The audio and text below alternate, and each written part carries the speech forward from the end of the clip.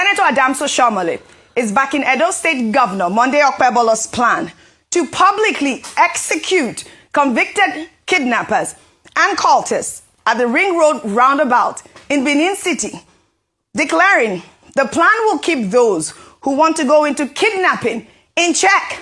Let's watch. The declaration by Governor of Edo State, Governor Okpebholo, that we are in a federation.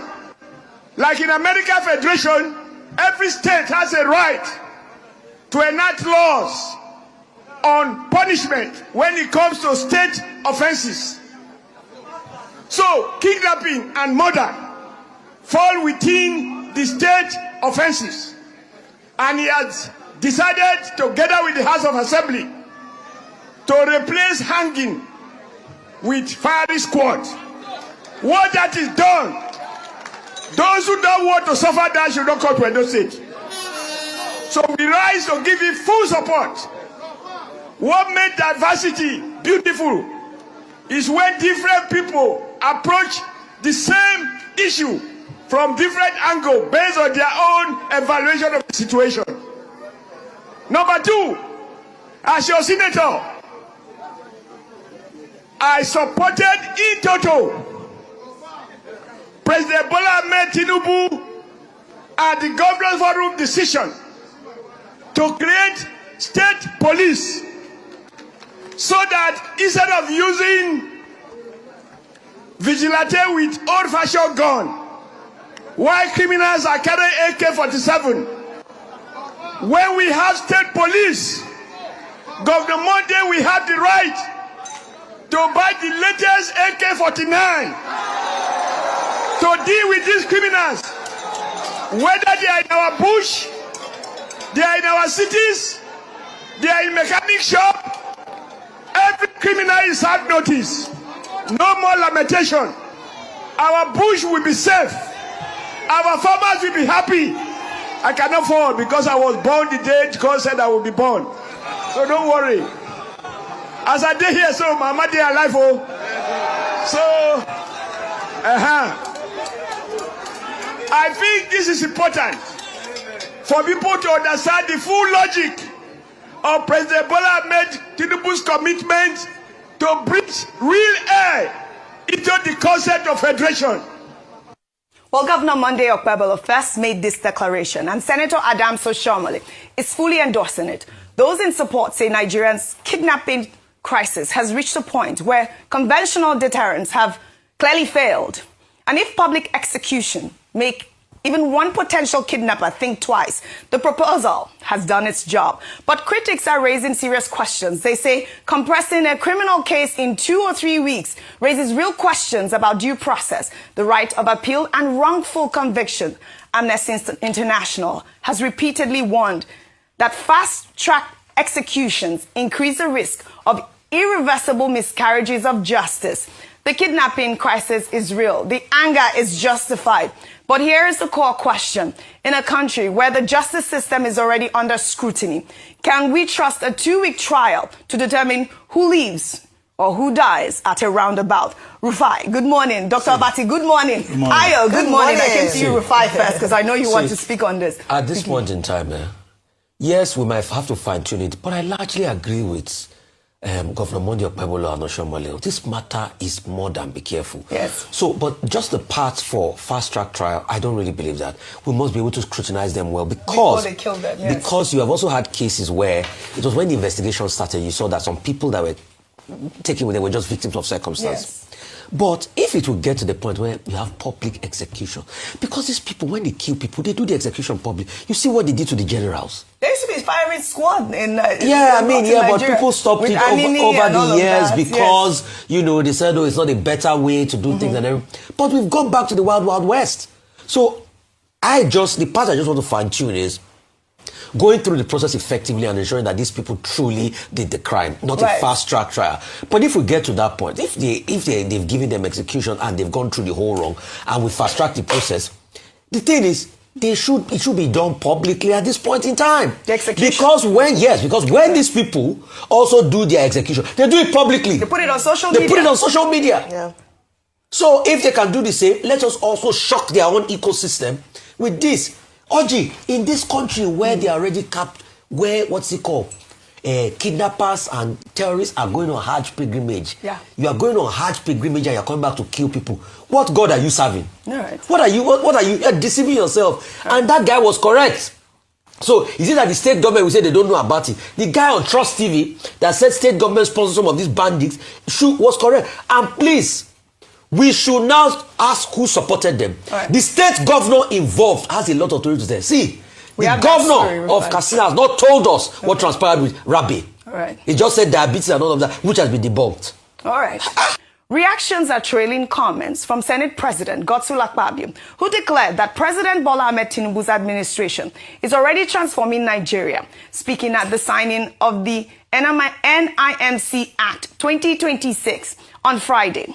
Akpabio commended the National Assembly for translating the president's vision into law, saying Nigeria will never remain the same again after President Bola Ahmed Tinubu leaves office. Let's take a look.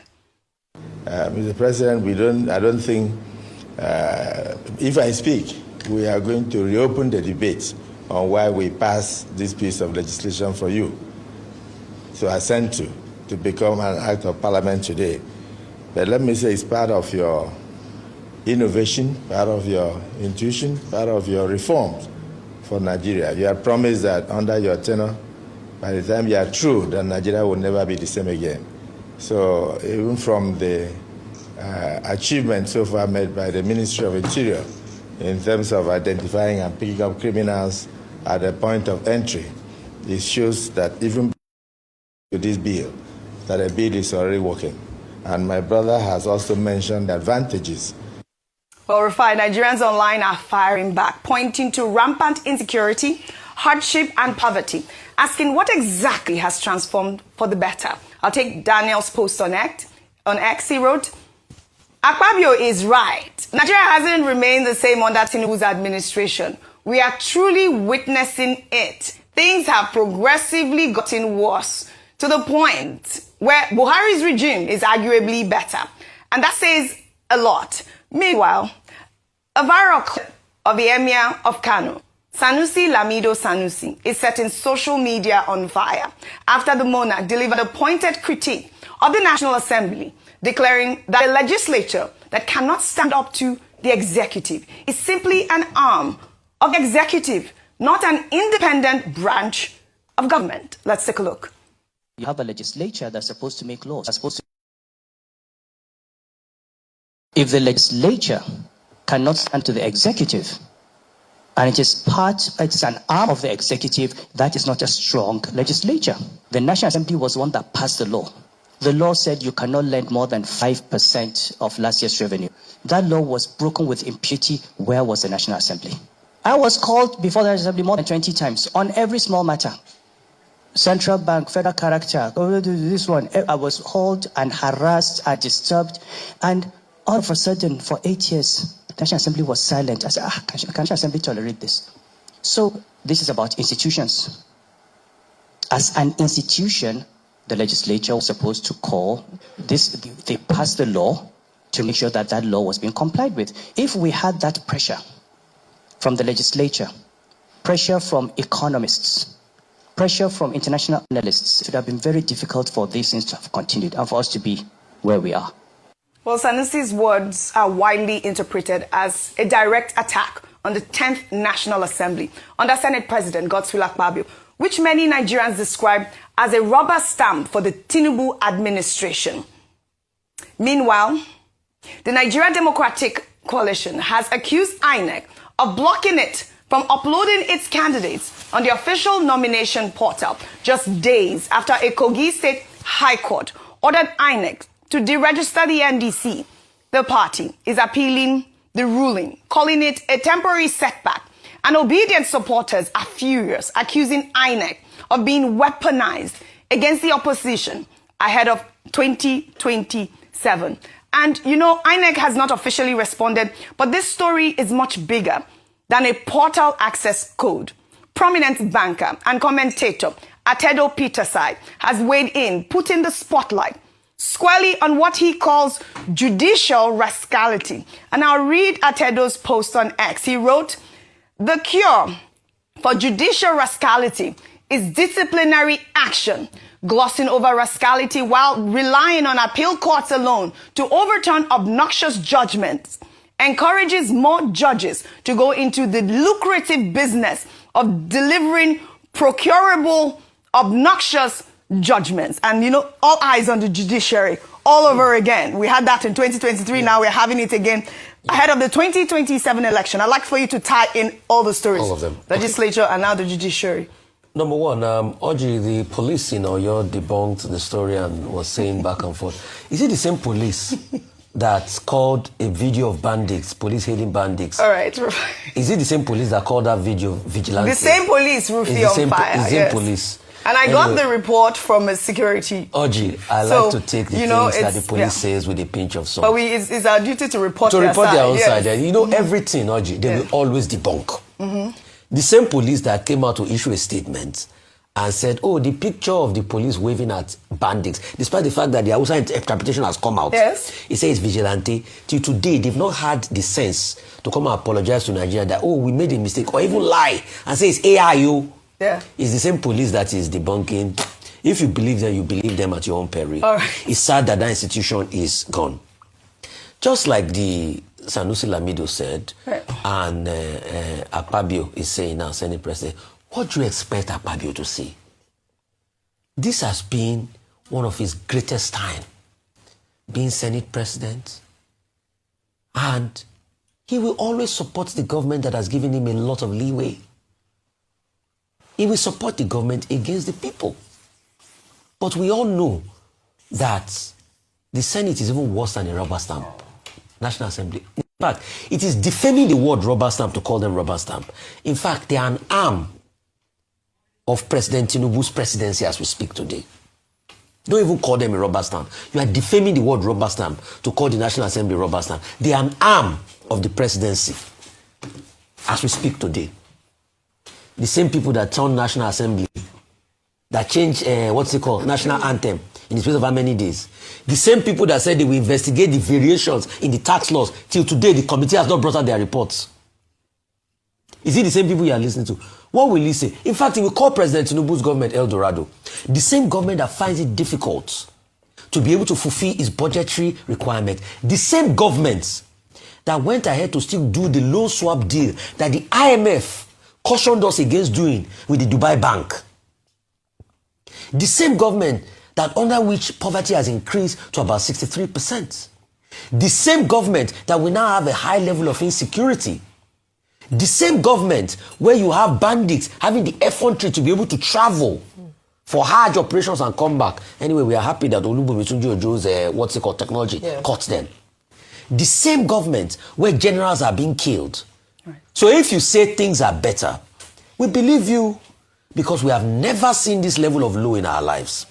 As regards the rescue, we are excited about the rescue and we commend the police. Kusaye for bandits. But Dr. Abati, you were saying that they are coming here. Dr. Abati, they've always been in our bushes. Go to Ondo and see skirmishes that happen. It is not the same people that killed people when Ogbeni Akeredolu was still there in the Owo massacre. Are these not the same people that killed Papa Soroti's daughter that made the leaders in the Southwest to set up Amotekun? So it's always been there. All right. And Sanusi Lamido pointing out the faults of the national, he's had his own fair share. So he's talking from experience. Even the judiciary, is it any better? Ayo, I placed a bet here on the table. I said nothing will happen to Justice Lifo as regards his judgments. Has anything happened to him?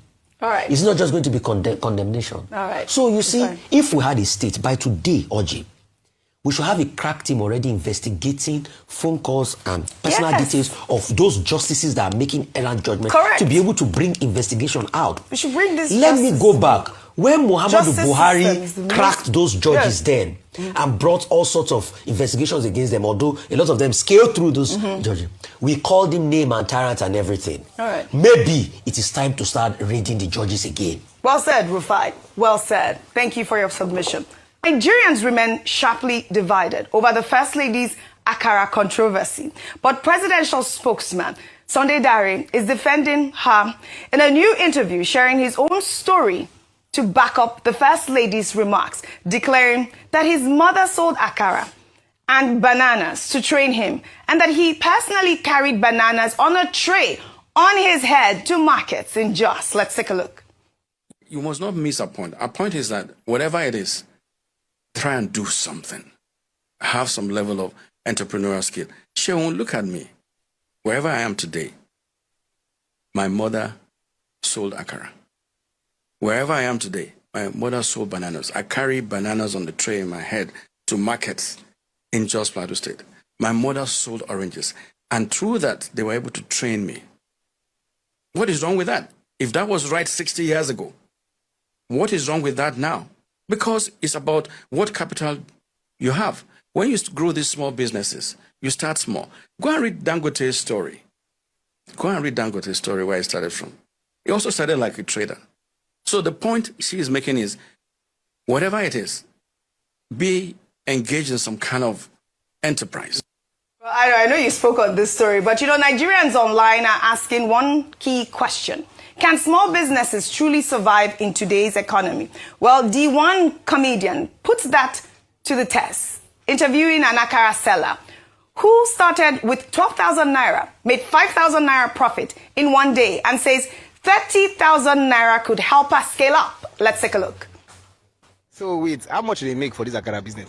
I do make up to 5,000 naira out of the business. 5,000 one day for profit? Yes. So the one I did today now, all my expenses was 12,000 naira, but I was able to gain 5,000 naira on top of it. So everything that I sold today was 17,000 naira. If you give me 20,000 or 30, I can use it to move on with it. No. You mean if you have 30,000, you go and start this business afresh for another place?